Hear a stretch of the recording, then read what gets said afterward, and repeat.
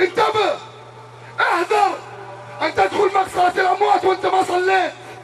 انتبه ان تخرج روحك من هذه الحياة وانت ما تركع ولا تسجد لله. ما لك قيمة، والله ما لك قيمة، ولا راح ترتاح في حياة. ان ضيعت الصلاة ستعيش ذليل وتموت ذليل وتحشر يوم القيامة ضليل. لأن من يضيع الصلاة يضيع في الدنيا قبل الآخرة.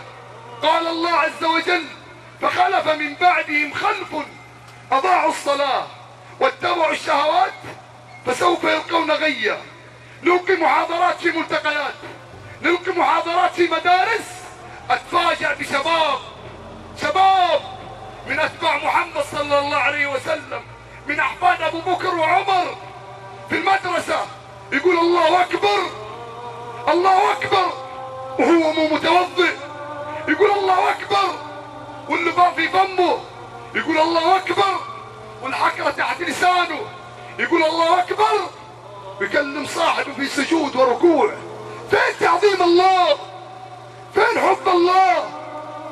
فين الخوف من لقاء الله والوقوف بين يدي الله؟ اصبحنا في حالة نسأل الله السلامة في حوارينا، في أحيائنا، في مدارسنا. الله ودينه يسبون ويشتمون من أبناء المسلمين، من يقول الله يلعن دينك ويسب الرب.